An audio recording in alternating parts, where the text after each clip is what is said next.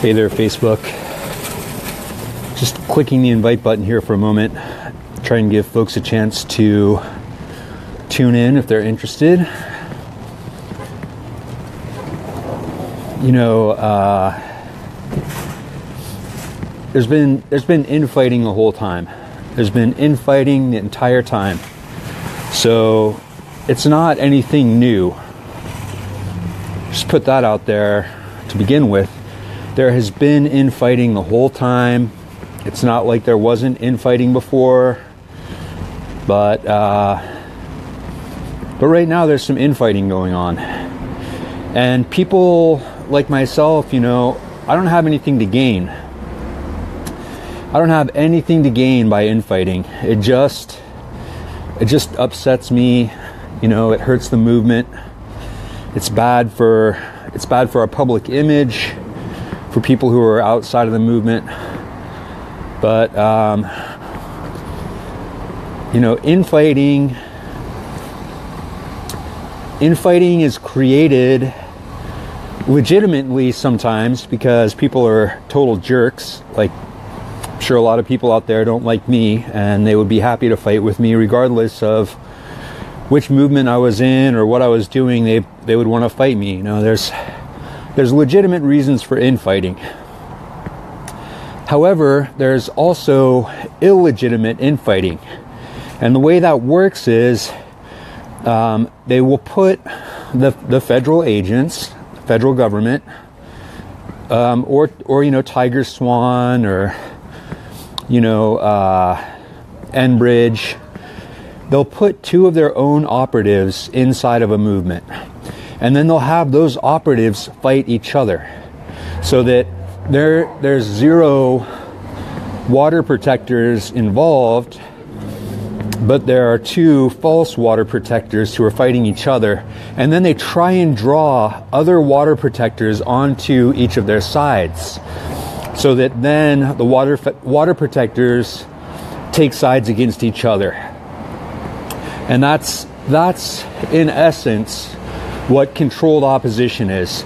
Controlled opposition is also when you have a media outlet, and that media outlet is controlled by an agency, by agents, you know, by people who are disingenuous, that are not actually trying to make things better, but are allegedly they're part of the opposition, but they're actually operatives. So controlled opposition, you know, it works. One of the ways it works is that they'll create rumors. They'll say something like, so-and-so steals money, or abuses women, or drinks alcohol, or does drugs, and they'll try and get people's names to be hurt. You know, they attack the credibility of people. So by attacking people's credibility, then it hurts the movement. So controlled opposition, you know, it's pretty effective a lot of times. It works out really well for the government, for agents to use controlled opposition to ruin movements. And that's why they use it. They have been using it. It's not anything new. So another way controlled opposition works is that someone inside of the movement will be an operative, and then they'll come over to you and try and get you to say something that is incriminating. They'll make a suggestion of a behavior that's a bad behavior that they know comes with criminal charges, but they already have immunity, so they don't have to worry about it. So they'll suggest some horrible behavior that I would never participate in, and hopefully you won't either. And they'll say something like, we have to bomb something, or we need to use guns or weapons or violence. They'll say something that is so dramatically inappropriate, that goes so far outside of what's generally accepted, in an effort to try and get people to say things that will incriminate themselves. So that's one of the ways that I spot controlled opposition inside of movements that I'm a part of, is I watch for people who ask other people to break the law.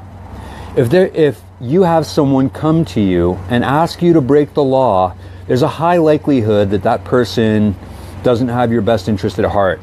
I'm not saying 100% of the time that someone asking you to break the law is an agent, but that's one of the things that agents have been known to do and shown to do in court documents, that they ask you to do something illegal.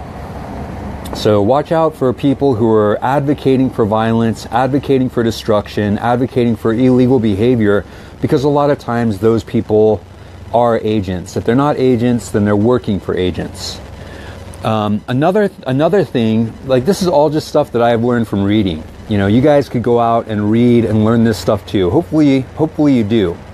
Hopefully after you watch this video, you go and read about agents, you go read about infiltrators, controlled opposition, and provocateurs.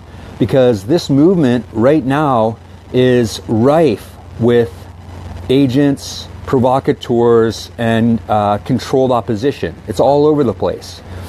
So another thing that agents will do inside of a movement to try and tear it up is that they will have sex. There's quite a few people, activists, that have ended up married to their agent, controller, handler.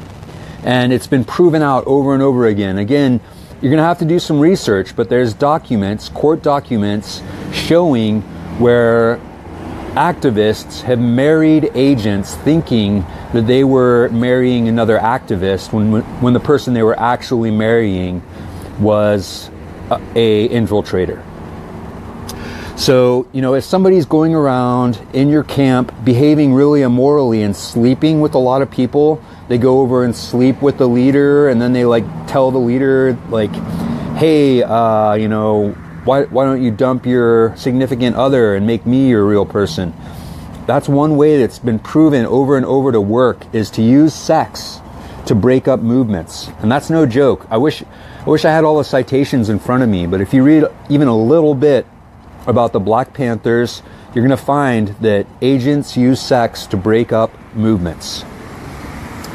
So another way that infighting is facilitated, controlled opposition is used, is around money. So, during Occupy Wall Street, people got onto the banking committee who were agents. And then any time that somebody wanted to spend money on something, they would block it. So they would prevent the money from being spent effectively by gaining access to the banking committee and then preventing any sort of forward progress with the money. The other side of that is they propose bullshit operations, bullshit expenditures to spend your money ineffectively. So they definitely, during Occupy Wall Street, got onto the banking committee, got onto the committee that handles money, and used that to take money to, to hurt the movement by ruining our finances. Someone just posted alcohol and drugs. Absolutely, alcohol and drugs are used to hurt movements. It's one of the things that, again, if you do just a little bit of reading, you're going to find agents have, in testimony in court, testified that they bought drugs off of one of the activists. So do not use drugs. If you're an activist, do not use drugs, because they're going to use that against you. They're going to come to you and be like, hey, I heard you're into drugs. And then they'll try and get you to incriminate yourself by saying things about drugs while they're wearing a wire. So, The same thing with alcohol. You know, once your inhibitions are loosened up with alcohol, they ask you questions and try and get you to say things that are incriminating. You know, agents really aren't that hard to sniff out. If you know just a few basic things about the behavior of agents, for one thing, they almost always wear a gun. And I've said this in other of my live streams. Cops wear guns. So learn how to look for guns and look for the obvious bulges in obvious places. A lot of times they wear ankle holsters and holsters in the small of their back. So you can see people, if you're aware, you can look at people and see when they're wearing a gun. And that's a real easy way to spot an operative. Another one is this, like me, I kind of have a casual posture, like the way that my feet are, the way that my body is. I don't stand super rigid. But if you're a trained operative, like if you spent some time in the armed forces, then you stand in a certain posture and it's drilled into them. They don't want to do it because it's an obvious tell. And if you're watching this, agents, I can see that when you do that. I look for that. And I can tell when you take the stance of a military person, it gives you away. And so as activists, we have to figure out what these tells are, what the behaviors are, and learn how to recognize them. And not, you don't, okay, if somebody's an agent, you don't just go over to them and be like, you're an agent. What you do is subtly take their picture and then go to someone who you trust inside of your core group that you know is trustworthy. Share the picture with them. And then you guys use that image through database searches and try and find pictures of that person in uniform, because you can actually find pictures of cops from inside of the movements and then find their same pictures on the databases at whatever their office is. So if you suspect that someone is an agent, if you suspect that they're a cop, try and get their image and see if you can match it up with images of them in uniform. Another thing is you don't want to just out them, because you want them to feel comfortable inside of your camp to the point where you can actually develop intel on them. Because, like, okay, we had a thief at Sacred Stone Camp. I'm not going to name any names, but her initials were NW. And she stole a whole bunch of Verizon prepaid cards that were in the guard shack, and then proceeded to go around trying to sell them to people and use them to barter with people. So because security was on point, they didn't just go around and say, all these cards got stolen, all these cards got stolen. They went around inside of the movement and talked with people who they knew were trustworthy. And they say, look, these cards got stolen. We're not sure who stole them, but if somebody comes to you and they're trying to barter prepaid cards or sell prepaid cards, or you see that there's a big stack of those cards in their tent, don't call them out. Instead, let's work together, and then we'll out them all together. So, you know, it's really tempting just to go over to the person and be like, hey, I know you stole that. Hey, I see your gun. Hey, I know you're a thief. I know you're an agent. But instead, work around them so that they don't know that they've been outed. That way you can develop further intel on them, figure out who they're hanging out with, check out who their friends are, who's on their friends list, who actively supports them, and see if you can figure out who other agents are once you know who one of the agents is. So, you know, there's a lot of research that needs to be done if we're going to keep having effective movements, and that research needs to be done around how to out agents, how to catch people who are working for the other side. And in this video, you know, I taught you guys just a little bit of some of the stuff that comes immediately to mind, but there's a lot of reading on it. And if you look at the WTO riots in Seattle, if you look at the WTO movement in Vancouver, if you look at the NATO conference in Chicago, Occupy Austin, a lot of Black Panther literature and documents talk about how agents infiltrate movements. So please, please, please take the time to learn about how to spot agents in your movement, and don't get entrapped If people are coming over to you and asking you to do stupid things that are obviously against the law, don't do it. Also, don't get entrapped like I did. I got brought into controlled opposition this week because somebody who needs help, I wanted to help them, because that's one of my weaknesses, is that if you ask for help, I will try and help you. So I went and tried to help someone, and then that person turned against me. And they turned against me really quickly and savagely when I didn't toe their line. So the way, another one of the ways that agents function is they already have your dossier. They already have your file and know about all the crimes you committed. They know about your psychological profile, and they exploit that. So they'll come over and take advantage of your known weaknesses. If you're a violent person, they'll come over and kick you in the shin, try and get you to fight. If you're a person who, like me, is very helpful, they'll come over and ask for help. Another way that agents will get onto your Facebook is they'll use someone who's your friend for credibility. So I just want to say this, and this is really important. I don't vouch for anybody. Anybody. If somebody is on my friends list, that doesn't mean I know anything about them. That doesn't mean that they're part of my inner circle or part of my cadre. I don't have a core group of people right now. So if someone comes to you and they have me as their only mutual friend, that doesn't tell you anything. Do not necessarily trust that associations make a person safe. Just because they have your friends on their friends list doesn't mean they're to be trusted.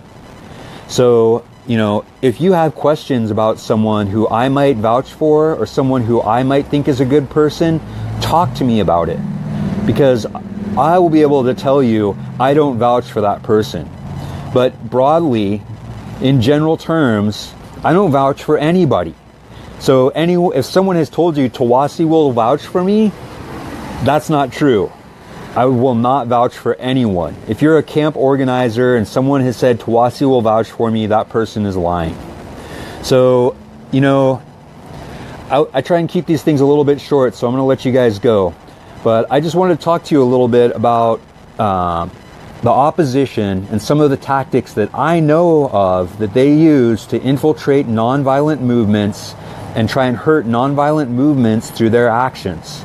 So again, just to sum up for the people who just got here, 1, do not take for granted that people who are on someone else's friends list are safe. 2, do not get entrapped.